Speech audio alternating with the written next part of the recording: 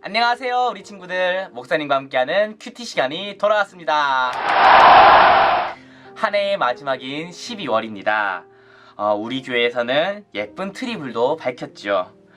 우리를 위해 오신 예수님을 기억하면서 생각하면서 하나님의 말씀을 더 가까이 하는 그런 한 달이 됐으면 좋겠습니다.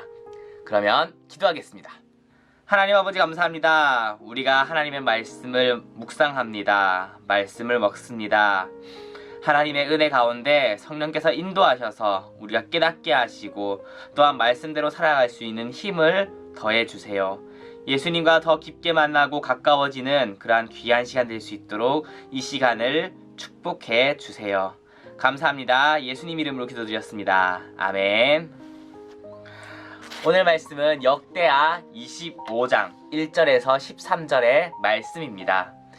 유다의 아마샤 왕이 돈까지 주고 데려온 이스라엘 사람들을 그냥 돌려보내고 유다 백성들로만 전쟁을 한 내용이에요. 왜 그랬을까요? 우리 친구들이 가지고 있는 큐티 책에는 25장 6절에서 11절까지가 나와 있습니다. 그러면 함께 읽도록 하겠습니다.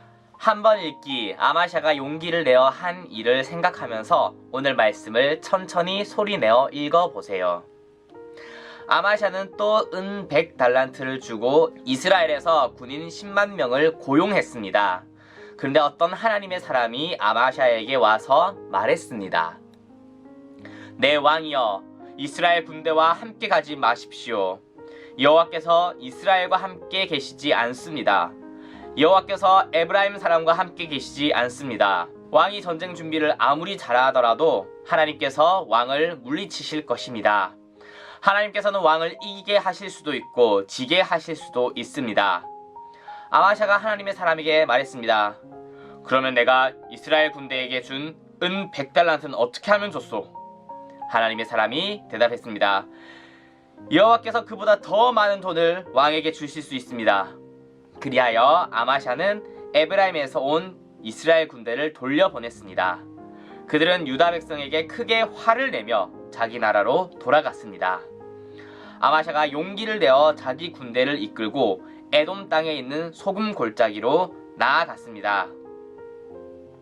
아마샤는 거기에서 세일 사람 10,000명을 죽였습니다. 아멘. 두 번 읽기입니다.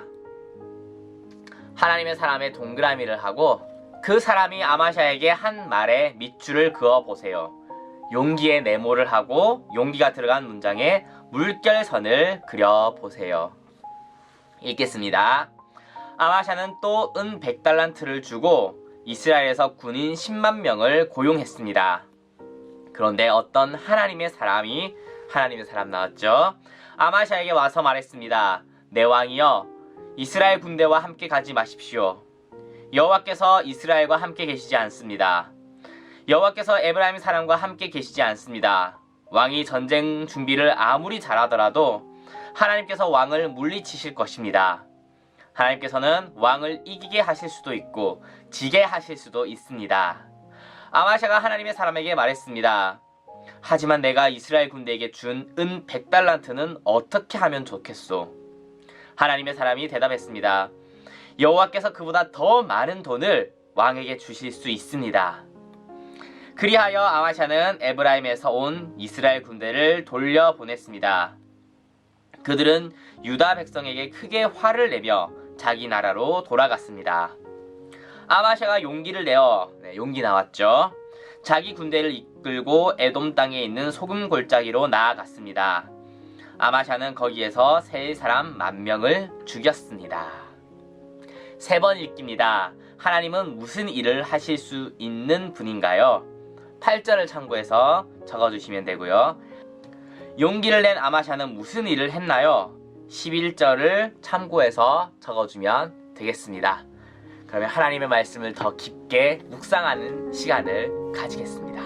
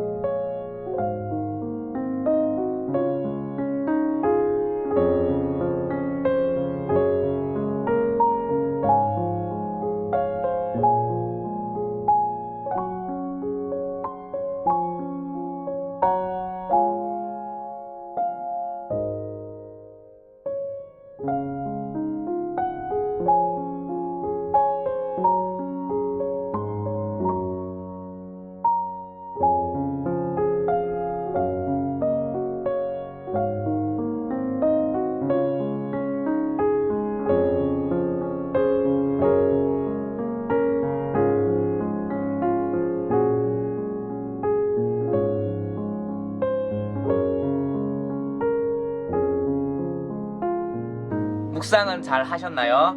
오늘 말씀에 나타난 하나님은 어떤 분인가요? 유다의 아마샤 왕은 전쟁을 준비했어요. 유다와 이스라엘로 나뉘었죠.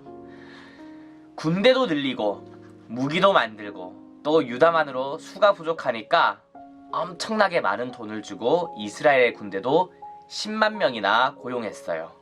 그런데 하나님은 그들을 전부 돌려보내라고 했어요. 내가 도와주겠다. 하지만 그들과 함께하면 너는 이길 수 없다. 결국 적은 숫자로 아마샤 왕은 승리를 하게 됩니다. 하나님은 살아 계십니다. 그리고 정말로 그것을 믿는다면 우리의 인생은 바뀔 수밖에 없는 거예요. 오늘 말씀의 아마샤와 같은 그런 결정을 하게 될 거예요. 당장 큰 손해가 보여지더라도 하나님의 뜻을 따르고 하나님의 은혜를 얻게 되는 겁니다. 전쟁은 하나님의 손에 달렸어요. 하나님은 이 세상을 다스리시는 그런 분입니다.